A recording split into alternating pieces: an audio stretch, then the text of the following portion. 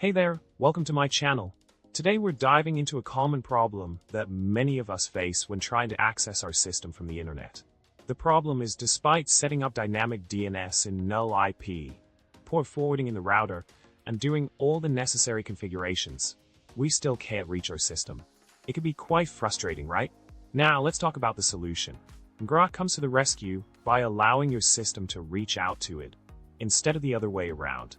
By maintaining a persistent outbound connection to Ngrok's relay servers, data can be sent back and forth. This concept is similar to SSH tunnels or VPN connections, where as long as the connection is active, data can flow seamlessly. In summary, Ngrok cleverly works around the limitations of NAT by establishing an outbound connection from your system to its relay servers. This allows seamless data transfer without the need for complex port forwarding or dynamic IP configurations. I hope this explanation helps shed some light on how Ngrok achieves what traditional methods couldn't. Thanks for watching, and don't forget to subscribe, like, and leave a comment below with your thoughts.